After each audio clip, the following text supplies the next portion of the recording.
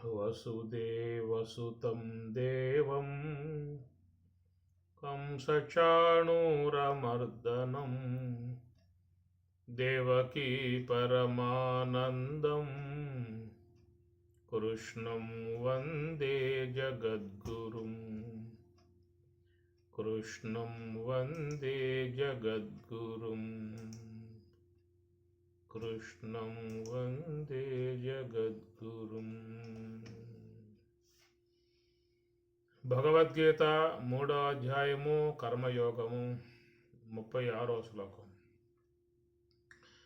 అర్జున ఉవాచ అథ కేన ప్రయుక్తోయం పాపం చరతి పూరుషః అనిచ్చన్నపి వార్ష్ణేయ బలాదివ నియోజితః.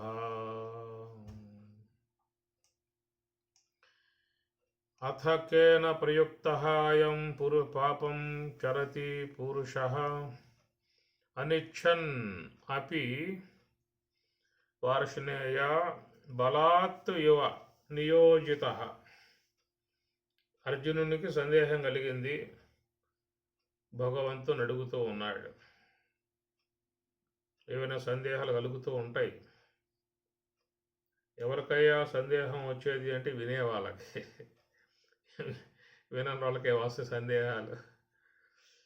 వినడం అంటే కేవలం చెవుల్లో పడేయటం కాదు, మనసులో పడేయాలి. అట్లా మనసారా ఎన్నటువంటి వాళ్ళకే వాటిల్లో ఉన్న కొన్ని డౌట్లు బయటపడతా ఉంటాయి. అటు అర్జునుడు కూడా జిజ్ఞాస బాగా కలిగి ఉన్నాడు కాబట్టి, మనస్సుకు బాగా పట్టింది కాబట్టి డౌట్లు ఉంటే అడుగుతూ ఉంటాడు. అదే సమయంలో ఉన్నాడు ఇంకో వ్యక్తి అన్నాడు, ధృతరాష్ట్రుడు. వాడికి ఏ డౌటు లేదు. వాడి చెవులతో ఉన్నాడు తప్ప మనసుతో ఏం లేదు.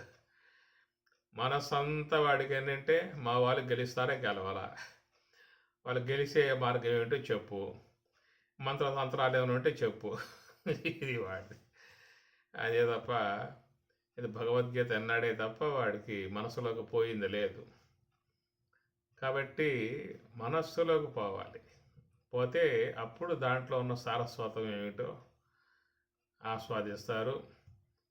డౌట్లు ఉంటే కూడా వెంబటే తన సందేహాలను వ్యక్తపరుస్తారు. ఇది విన్న వానికి వచ్చే డౌట్లు ఇవన్నీ కూడా. ఏదో కథాకాలక్షేపాలు చేస్తూ ఉంటాం కాబట్టి ఏదో చెప్పారా విన్నారా అయిపోయిందా దండం పడుకోవటం. అతకేన ప్రయుక్త అయం. అథ కేన ఏ కారణంగా స్వామి, ప్రయుక్త వాడు ఆ విధముగా ఉద్యుక్తుడై ప్రభావాలకు గురవుతూ ఉన్నాడు.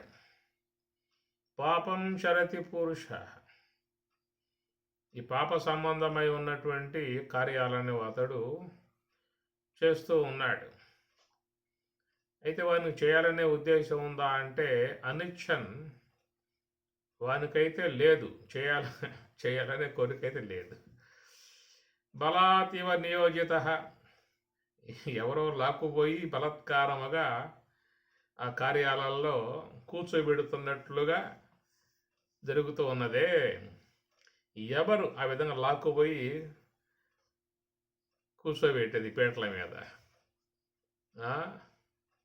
అనిచ్చన్ అపి వార్షణేయ, చేయాలనే కోరిక అయితే మాత్రం లేదు. కానీ అయితే ఎవరో బలాత్కారంగా తీసుకుపోయి చేయిస్తూ ఉన్నారు. అసలు వాడెవడో, వాళ్ళు ఎక్కడున్నారు, ఏ ఏరియాలో ఉన్నారు, ఏ జిల్లాలో ఏ తాలూకాలో ఉన్నారు అని చెప్పని అర్జునుడు ఇక్కడ తన సందేహాన్ని వ్యక్తపరుస్తూ ఉన్నాడు.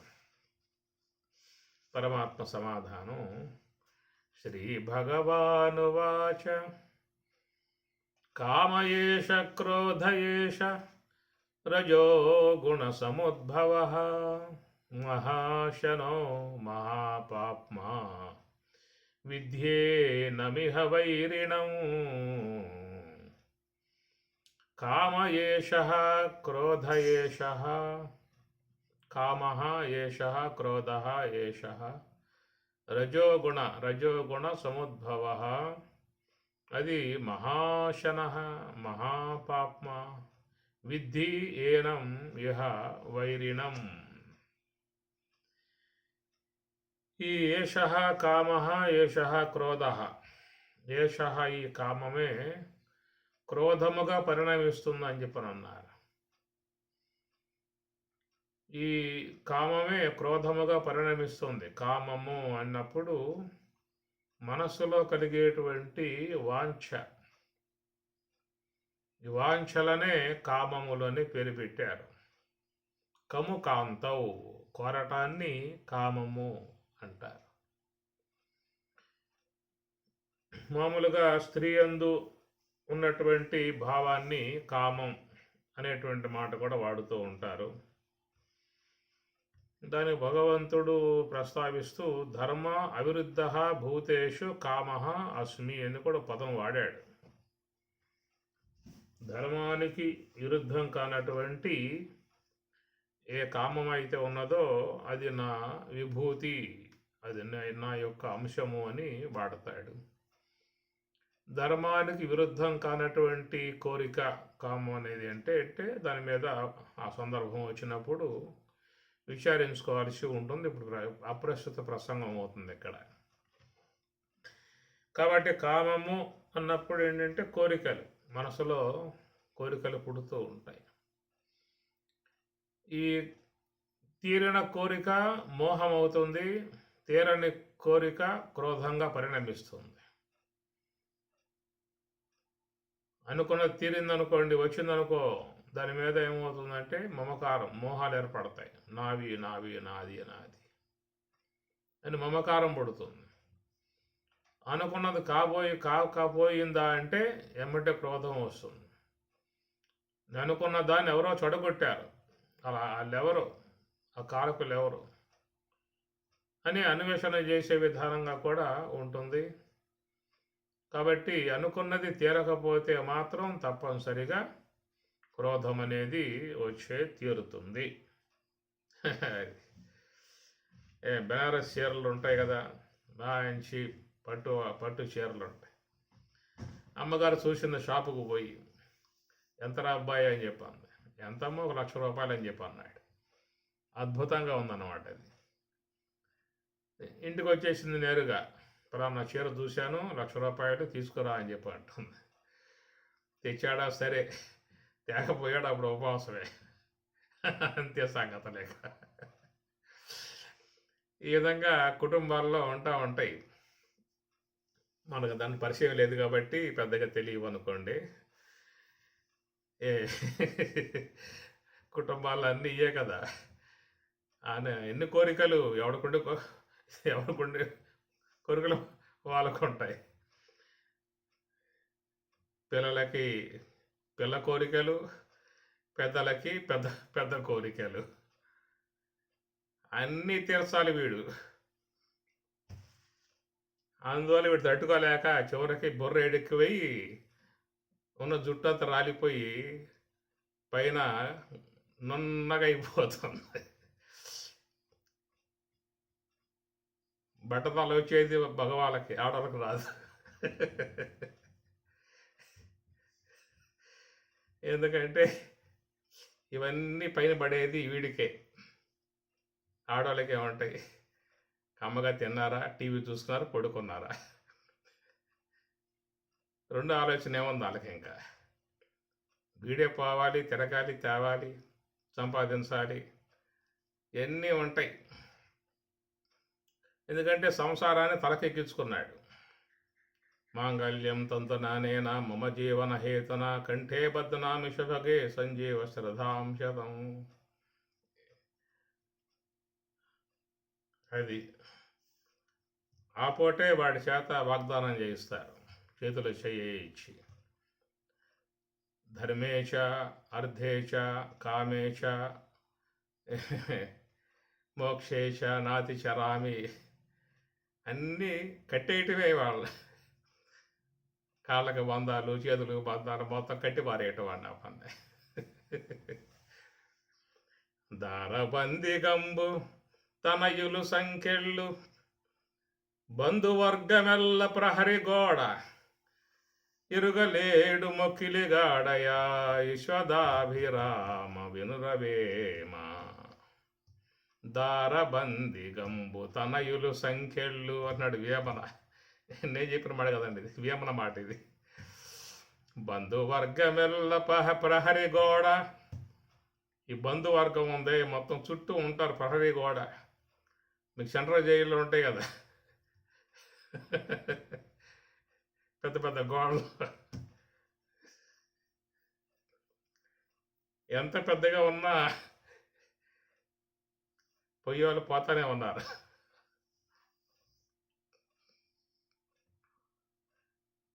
కాబట్టి ఈ ప్రకారంగా వీడు ఎక్కడికి పోయే అవకాశాలు లేవేక. విరక్తి పుట్టి వైరాగ్యం కలిగి ఎక్కడికన్నా పోయిన ఋషికేశం పోవచ్చు, హరిద్వారం పోవచ్చు, బదరి పోవచ్చు, ఎక్కడికన్నా పోనే కాక అన్వేషిస్తారు, పేపర్లు వేస్తారు, టీవీలు వేస్తారు. వాడు ఎక్కడ ఉన్నది మొత్తం షార్ట్ ఎయిట్ ద్వారా కనిపెట్టి లాక్కొచ్చి మళ్ళీ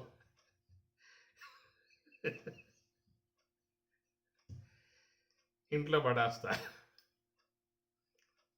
ఎందుకంటే బాస్ చేశాడు, వాడు మాట ఇచ్చాడు. అగ్నిగుండం రేలిసి అయ్యవారి సమక్షంలో బంధువర్గం అంతా చుట్టూ కూర్చోగా వాళ్ళ ముందు వాడు బాస్ చేశాడు. ఆడపోతాడు ఇంకా వాడు, ఇంకా మొత్తం ఫోటోలు వీడియోలు మొత్తం ఉంటాయి వాటికి. కాబట్టి ప్రకారంగా మరి తప్పదు, దిగిన తర్వాత ఒడ్డు ఎక్కాలంటే ఇక అవకాశాలు లేవు. ఒక్కసారి దూకారంటే ఈ సంసార సాగరంలో దాని ఒడ్డు అనేది ఏమి ఉండదు. ఏదైనా సాగరం, మామూలు సాగరంలో దూకితే ఏదో ఒక ఒడ్డు వస్తుంది. America, Russia, England, France, Indonesia, ఏదో దీవో గీవో ఏదో పట్టుకోవచ్చు. కానీ ఈ సముద్రానికి ఎక్కడ దీవులు, దేశాలు ఏమి లేవు. ఈదుకుంటూ పోతూ ఉంటాయి శ్వాస ఉన్నంత వరకు. కాబట్టి ప్రకారంగా మరి చూస్తే దాంట్లో కోరికలు ఒక రకంగా ఉంటాయి. చెప్పండి, ఎవరికి ఉండే కోరికలు వాళ్ళకు ఉంటాయి. ఇవన్నీ తీర్చాలంటే, అన్నిటిని సరిచేయాలంటే తలపేనం తోక్కు వస్తుంది. ఒక అమ్మాయి పెళ్లి చేయాలంటే అమ్మాయి ఎదిగొచ్చింది, ఎదిగిన దాకా దాన్ని కాపాడటం చాలా కష్టం. చదివించాలి, విద్యాబుద్ధులు నేర్పించాలి, అన్ని సంగీతం గీతాన్ని నేర్పించాలి. తీరా పెళ్ళిడికి వచ్చిన తర్వాత ఎతకాలేక ఎక్కడున్నాడా ఈ ఊరుడు అని చెప్పేసి అని గ్రామాలు మొత్తం సంచారం చేస్తూ ఉంటాడు. మరి దాంట్లో కూడా ఎన్నో కలవాలి, ఇంకా కుటుంబ పరంగా ఆ కులాలు, గోత్రాలు, నామాలు, పేర్లు, గ్రహ మండలాలు, జాతకాలు, గీతకాలు అన్నీ కలవాలి. అబ్బాయికి అమ్మాయి నచ్చాలి, అమ్మాయికి అబ్బాయి నచ్చాలి. ఏ ఒక్కటి మిస్ అయినా గోయిందా. ఒకవేళ వాళ్ళిద్దరు ఇష్టపడ్డా కానీ ఇంట్లో అమ్మగారులు ఉంటారు, వాళ్ళకి ఏమో ఉన్నాయి ఆస్తులు ఏమున్నాయి, వాళ్ళకి పొలాలు ఉన్నాయా, ఫ్లాట్లు ఉన్నాయా, భూములు ఉన్నాయా, ఇదంతా వీళ్ళు ఆలోచిస్తూ ఉంటారు. ఆయన గారేమో వాడు చదువుకున్నాడా, బుద్ధిమంతుడైనా, పర్వాలేదా, సాత్వికుడైనా, మంచిగా చూసుకుంటా లేదా, రేపు మళ్ళీ ఇంటికి పంపిస్తాడా, మళ్ళీ ఇబ్బంది వస్తుంది అని చెప్పేసి అని వాడుకుండే ఆలోచనలు ఆయనకు ఉంటాయి. ఈ ప్రకారంగా చూస్తే ఎంతమంది మనస్సులు కలిస్తే తప్ప అక్కడ ముడిపడే వ్యవహారం కాదు. కాబట్టి ఓ పెళ్ళి చేయటం అంటే పెళ్ళి చేసి చూడు, ఇల్లు కట్టి చూడు అంటూ ఉంటారు. ఇవన్నీ సామాన్యమైన విషయాలు కాదు. కోరికలు, మనసులో పుట్టేటువంటి కోరికలు ఎన్నని తీర్చే అవకాశం ఉంటుంది. వాడికి పుట్టే వాడి తీరట్లే వాడికి. వాడితో పాటు ఇంట్లో భార్య, బిడ్డలు, కోడళ్ళు, కొడుకులు, మనవాళ్ళు, ముదు మనవాళ్ళు, ఇలా అందరూ ఉంటాయి కోరికలు. ఇవన్నీ ఆడ తీర్చే అవకాశం ఉంటుంది. కాబట్టి మగవాళ్ళంతా ఏం చేస్తారంటే ఉదయం టిఫిన్ చేశారా, ఆఫీసులు పోయారా, ఎప్పుడో నైట్కి వస్తారు 10 గంటలకి. తిన్నాడా, పడుకున్నాడా, పొద్దున్నే పోయాడు. ఇంట్లో కోరికలు కోరికలే గుర్రాలైతే అంటూ ఉంటారు. ఏమి ఈ ప్రకారంగా మనస్సులో 2 రకాలు కదా! కోరికలు ఉంటాయి, ఆలోచనలు ఉంటాయి, సంకల్పాలు ఉంటాయి. సంకల్పాలేంటంటే అవి ఒక ఒరవడి, ఒక ప్రవాహం. అది పోతా ఉంటుందంతే. దానికి ఎందుకొస్తున్నామో ఏమిటో అని నాకేం తెలీదు. ఒక ప్రవాహం, నదీ ప్రవాహంలాగా మనస్సులో ఆలోచనలు ఎప్పుడు నడుస్తూనే ఉంటాయన్నమాట. అలాగ నడిచేటువంటి ఆలోచనల్లో మనకు కొన్నేవో ఉపకరించేవి కూడా వస్తూ ఉంటాయి. టక్కన జ్ఞాపకం వస్తాయి కదా! ఈ పూట మనం బ్యాంకుకు పోవాలి. రేపు మళ్ళా సెలవు. ఇట్లా ఆ ప్రవాహం నుంచి మనకు కావాల్సినవి కొన్ని కొట్టుకొస్తా ఉంటాయి. వచ్చినప్పుడు మనం వాటిలను మన అవసరం మేరకు తీసుకుంటూ ఉంటాం. ఈ ఆలోచనలు అనేటువంటివి ఏంటంటే ఈ వ్యవహారం చేసుకునే వాళ్ళకు ఉపయోగపడతాయి. కొన్ని కొన్ని ఉపయోగపడతాయి. సందర్భోచితంగా వాళ్ళకు ఆ కొట్టుకొచ్చేటువంటి ఆలోచనల్లో ఏవో కొన్ని వాడికి పనికొచ్చేవి ఉంటాయి, ఎరుకుంటూ ఉంటాడు. ఆ వచ్చినటువంటి వాటితో వ్యవహారం చేసుకుంటూ ఉంటాడు. అరే నేను మర్చిపోయానే, పలానా గ్రామంలో పెళ్ళి అని చెప్పి అన్నారు, మిత్రుడి పెళ్ళి మర్చిపోయాను, ఎట్లా జ్ఞాపకం వచ్చింది అని ఆదరా బాదరా రెడీ ఆడబోతాడు. ఇది ఆలోచనలకు ఉండేటువంటి విధానము. కాబట్టి అవి ఒక ప్రవాహంగా పోతూ ఉంటుంది. సంకల్ప మానసం కర్మ అన్నారు. మనస్సు పని ఏమిటాయంటే మా సంకల్ప మానసం కర్మ, దాని కర్మ అది పోతూ ఉంటాయి అట్లా ఆలోచనలు. నేత్రం చూస్తాం, దాని కర్మ. శ్రోత్రం వినటం, దాని కర్మ. ఇవన్నీ కర్మలే, క్రియలే. అట్లనే గ్రాణం, వాసన గ్రహించడం, దాని కర్మ. అది నువ్వు వద్దనుకున్నా చూస్తూనే ఉంటుంది. ఒకవేళ ఏదన్నా అటు నుంచి దుర్గంధం వస్తుంది అనుకోండి, చీ అని చెప్పని అంటావు. అయినా ముక్కు మాత్రం ఊరుకోదు కదా. వేరే చోట్ల శబ్దాలు ఏవో వస్తూ ఉంటాయి, అబ్బా అనుకుంటూ ఉంటాం. అనుకున్నది ఆగదు కదా, అది వింటూనే ఉంటుంది.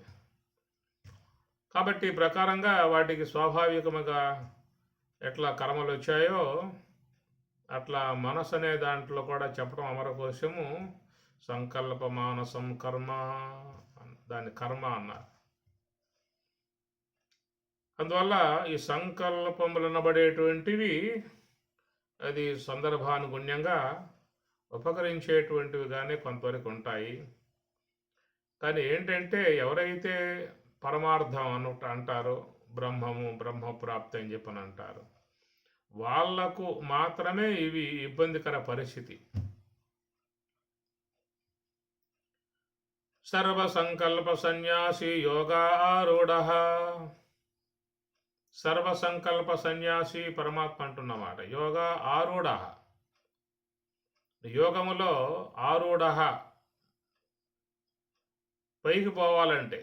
ఆరూఢ అంటే పైకి పోవటం, అవరోఢ అంటే కిందగా దిగటం. కనుక పైకి ఏం చెప్పానంటే ఇంద్రియాలకు, మనస్సుకి, బుద్ధికి, తెలివికి అన్నింటినీ దాటుకుంటూ పోవాలి. భూహు వ్యాహృతి, భువః వ్యాహృతి, సువః వ్యాహృతి. ఓం భూహు భువః సువః ఓం రసోమృతం బ్రహ్మ భూర్భువః సువః ఓం అని మా గాయత్రి మహామంత్రాల్లో. భూహు వ్యాహృతి స్థూలదేహము, జాగ్రత్తావస్థ విశ్వడు. భువః వ్యాహృతి సూక్ష్మదేహము, స్వప్నావస్థ తైసుడు. సువః వ్యాహృతి కారణదేహము, సుషిప్తి అవస్థ ప్రాజ్ఞుడు. మహా వ్యాహృతి మహాకారణము, తుర్యము, కూటస్థుడు. ఇవన్నీ దాటుకుని ఓమిత్యేకాక్షరం బ్రహ్మ, ఏకాక్షరమై ఉన్నటువంటి ఆ బ్రహ్మమును అతడు చేరుకోవడం జరుగుతుంది. ఆ విధముగా బ్రహ్మప్రాప్తిని పొందినటువంటి వారికి రసోమృతం, మన శరీరంలో ఊరేటువంటి రసాలే అమృతముగా పరిణమిస్తాయట. ఈ ప్రకారంగా మరి ఎంతోమంది మహాత్ములు నివృత్తి మార్గంలో ప్రయాణం చేస్తూ ఉన్నారు. అదే తపస్సు అంటారు, దాన్నే ధ్యానము అంటారు, యోగం అంటారు. ఈ మార్గంలో ప్రయాణం చేసి బ్రహ్మం యొక్క సమీపానికి, బ్రహ్మ తీరానికి, బ్రహ్మ పఠనానికి చేరుకోవాలని అపేక్ష ఉన్నటువంటి వారికి మాత్రమే సంకల్పాలు విరోధిగా ఉన్నాయి. నహ్య సన్యస్త సంకల్ప యోగి నభవతి కశ్చన. నహి వదలనివాడు అన్నట్టాడు. అసన్యస్త సంకల్ప సన్యసించనివాడు, సంకల్పాలు వదలనివాడు, ధ్యానములో సంకల్పములను వదలనివాడు యోగి నభవతి, యోగి కాజాలడయా అన్నాడు. అందువల్ల యోగివి కావాలంటే సంకల్పాలు వదలాలి, భోగివి కావాలంటే సంకల్పాలు పట్టుకోవాలి. కాబట్టి భోగ మార్గాలకు సంకల్పాలు ఉపకరించేవిగా ఉన్నాయి, యోగ మార్గానికి సంకల్పాలు అడ్డుగా ఉన్నాయి. కాబట్టి ఈ ప్రకారంగా ఈ సంకల్పములు అనేటువంటివి మాత్రం మనస్సులో అవి ఒక ఉరవడిగా ప్రవాహముగా పోతానే ఉంటాయన్నమాట. అదేం ఆగదు, ఆ ప్రవాహం పోతా ఉంటుంది. అది మనకు ఆ ప్రవాహం తెలియదు. అంతరవాహిని అన్నారు కదా, యమున, గంగా, యమున, సరస్వతి. సరస్వతి ఏమిటయ్యా? ఆ అంతరవాహిని, కనపడదు అన్నారు. సరే, ఇది పరమార్థ విషయం ఏదే ఉన్నది. అట్లాగా మనకి తెలియకుండానే లోపల ఒక ప్రవాహం, ఆలోచన ప్రవాహం పోతానే ఉంటుంది. భోంచేస్తూ ఉన్న ఆలోచనలే, నుంచుని ఉన్న ఆలోచనలే, కూర్చుని ఉన్న ఆలోచనలే, షాపులో ఉన్న ఆలోచనలే, ఏడన్నా ఉండును ఆలోచనలు, అవి వాటికి అవి పోతానే ఉంటాయి. ఈ ప్రకారంగా ఈ సంకల్పములు అనబడేటువంటి విధానాలు వేరు. ఇక్కడ స్వామివారు కామహ, కోరికలు అని చెప్పి అన్నాడు. ఈ కోరికలు ఏమిటంటే ఈ ప్రపంచంలో ఉన్నటువంటి వాటిల యందు మరి అపేక్ష కలుగుతూ ఉంటుంది. ఏవైనా బాగా ఉన్నాయనిపించిందా అంటే వాటి మీద మనస్సు కావాలనేదిగా వెళ్ళిపోతుంది.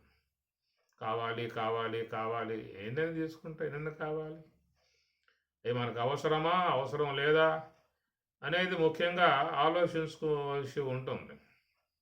కొంతమందికి ఇలాంటిది ఉండదేక, చూశారా అంటే కావాలి అంతే. వాడు తేగలుగుతాడా తేలేడా, వానికి ఆ శక్తి ఉందా శక్తి లేదా, అనుకున్న ఆదాయం ఏమిటి, మనం కోరేటువంటి పరిస్థితి ఏమిటి, ఆయన ఇబ్బంది పడతాడేమో అనేటువంటి విషయం కూడా కొంత ఆలోచన చేసుకోవాల్సి ఉంటుంది. అది కొంతమంది ఏంటంటే అదంతా ఏముండదేక, తేవాలి అంతే, ఎందుకు కట్టుకున్నావు తెచ్చిపెట్టు అనే లేబుల్లో కూడా కొన్ని కుటుంబాలలో ఉంటాయి. అయ్యా, నీ బాధలు నాకు అవసరం లేదు, కాబట్టి నాకు ఏవైతే ఉన్నాయో కోరికలు నువ్వు తీరుస్తూ ఉండాలి అంతే అని చెప్పేసి.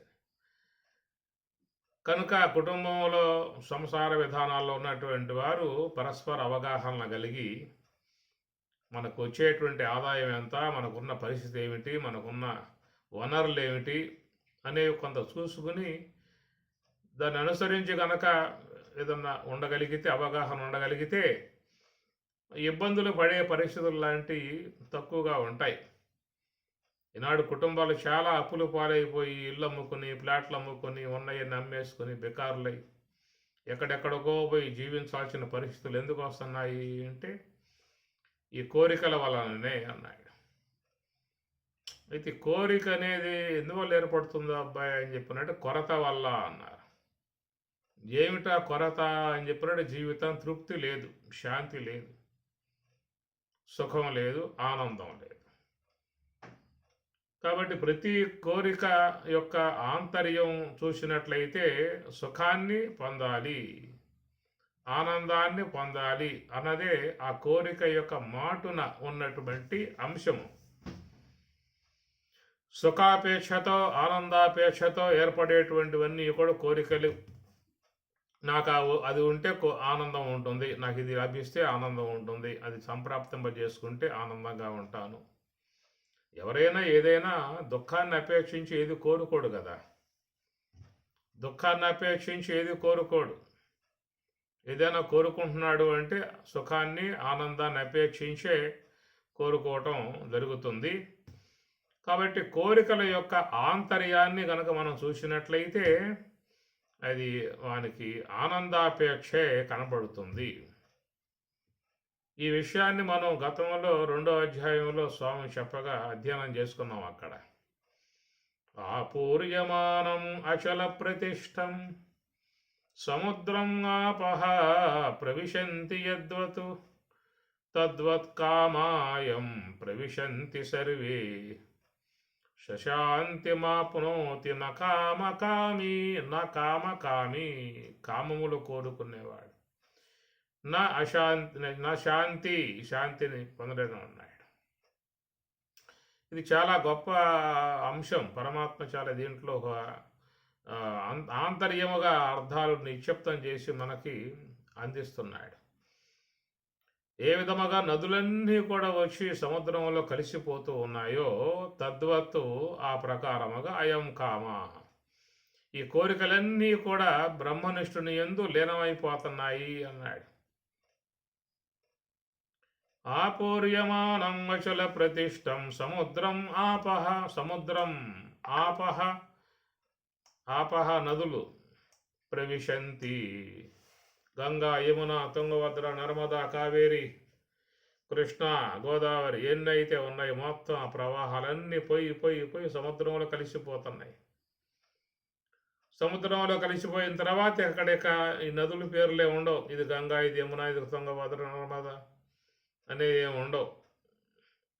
తద్వత్తు ఆ ప్రకారముగానే అంటూ కామాయం ప్రవిశంతి సర్వే సహశాంతి, అలాగా ఈ కామముల కోరికలన్నీ కూడాట బ్రహ్మనిష్ఠుని యందు అన్ని పోయి దాంట్లో పడి లయమైపోతున్నాయట. ఆ లయం కావటంతో సహశాంతిం ఆప్నోతి, సహా అట్టివాడే శాంతిగా ఉంటున్నాడు. అంటే సమస్త కోరికలను మొత్తం కూడా తనలో లయం చేసుకున్నాడు, తాను శాంతిగా ఉన్నాడు అన్నాడు. నకామకామి, ఎవరైతే ఈ కోరికలను పట్టుకుని పరుగులు చేస్తూ ఉన్నారో అలాంటి వారికి ఆ శాంతి పరమానందం అనేది వాళ్ళకు లభ్యమయ్యేదన్న విధానంగా లేదు. ఇది మనకి శ్లోకంలో స్వామివారు అందించిన అంశం. ఇది సందేహం కూడా ఉంటుంది, ఏమిటబ్బా ఇది, నదులన్నీ సముద్రంలో కలిసిపోతున్నాయి అంటే అర్థమైంది, పర్వాలేదు. మరి కోరికలన్నీ కూడా బ్రహ్మనిష్టంలో లయమైపోతున్నాయి, కలిసిపోతున్నాయి అని చెప్పానంటే ఏమిటి అర్థం దీనికి అని చెప్పానంటే, ప్రతి కోరిక వెనకాల సుఖాపేక్ష ఉన్నది, ప్రతి కోరిక వెనకాల ఆనందాపేక్ష ఉన్నది. ఎవడికి ఏ కోరిక కలగదు, ఆనందం అపేక్ష ఉంటే తప్ప కలిగే అవకాశాలు లేవు. ఆనందాన్ని అపేక్షించే మానవుల కోరికలను కోరుకుంటాం జరుగుతూ ఉన్నది. అందువల్ల ఈ ప్రకారంగా ఎన్ని కోరికలు తీర్చుకుని మనం ఈ సుఖాన్ని పొందే అవకాశాలు ఉంటాయి. కాబట్టి బ్రహ్మనిష్ఠుడు ఏం చేశాడు అని చెప్పానంటే, ఈ ధ్యానానికి అడ్డుగా ఉన్నటువంటి సంకల్పాలకు ఆనకట్ట కట్టాడు. బ్రహ్మనిష్ఠుడు ధ్యానపరుడు ఆయన చేసిన పని ఏమిటంటే, ఏ యొక్క మనస్సులో సంకల్ప ప్రవాహం పోతా ఉన్నదో ఆ ప్రవాహాన్ని అడ్డగించాడు. సర్వ సంకల్ప సన్యాసి అన్నట్లుగా అడ్డగించి మనస్సుని శ్వాసతో జతపరిచాడు. మనం ఏం చేస్తూ ఉన్నామంటే మన మనస్సుకి ఆలోచనలను జతపరుస్తూ ఉన్నాం. మనం చేస్తున్న పని, లోకంలో సాధారణంగా వ్యక్తులు చేస్తున్న పని, మనస్సుకి ఆలోచన అనే ప్రవాహాన్ని దానికి ఊతగా దానికి అంటగట్టాడు, ఆలోచనలు అంటగట్టాడు మనస్సుని. సాధకులు ఏం చేశారంటే ఆ మనసును తీసుకొచ్చి శ్వాసతో జత చేశారు. ఈ శ్వాస కూడా ఒక రకంగా చూసేది మహాప్రవాహంగానే వస్తూ ఉంది, పోతూ ఉంది, వస్తూ ఉంది, పోతూ ఉంది. ఈ మనస్సు ఆగేది లేదు, ఈ శ్వాస కూడా ఆగేది లేదు. అది ఎప్పుడు బయటికి లోపలికి అది వస్తూ ఉంటుంది, పోతూ ఉంటుంది, వస్తూ ఉంటుంది, పోతూ ఉంటుంది. ఇలాగా వచ్చేటువంటి ఒక దాంతో ఈ మనసు అనేటువంటి దాన్ని ఏం చేశారంటే జతపరిచారు. ఇంతకుముందు చేసిన పని ఏమిటి అంటే ఈ వచ్చేపోయే ఆలోచనలతో జత చేశాం. ఈ మనస్సుని ఆలోచన అనే ప్రవాహంతో, సంకల్పములు అనే ప్రవాహంతో మనం జత చేశాం. ఇంతకాలం చేసిన పని ఇదే, ఇప్పుడు చేస్తున్న పని ఇదే, రాబోయే కాలంలో కూడా చేయబోయే పని ఇదే. అనగా సంకల్ప ప్రవాహానికి మనస్సుని దాన్ని అంటగట్టాం. కాబట్టి మీకు పగలంతా సంకల్ప ప్రవాహం వేగం తిరుగుతాం కారణంగా నిద్రపోయినా కానీ మీకు ఆ వేగం ఆగక అట్లాగే నడుస్తూనే ఉంటుంది. నడవడం కారణంగానే మీకు స్వప్నాలు రావడం కారణం. ఎందుకు వస్తున్నాయి స్వప్నాలు నీకు అంటే, ఈ ప్రవాహం అనేది మనసు యొక్క సంబంధ ఆలోచన ప్రవాహం అనేది నిద్రపోయినా ఆగలేదు, జాగ్రత్త అవస్థలో ఉండగా కొనసాగింది. ఆ వేగం వేగం వేగం వేగం అట్లాగే కంటిన్యూ అయ్యి ఆ నిద్రా విధానంలో, ఎందుకు ఈ నిద్రా విధానంలో జ్ఞానేంద్రియాలు పనిచేసి కర్మేంద్రియాలు పనిచేసి అవి పడుకున్నాయి. మరి మనసు అనేది అది పడుకోవాలా, అది పోతానే ఉంది, అది ఆగల.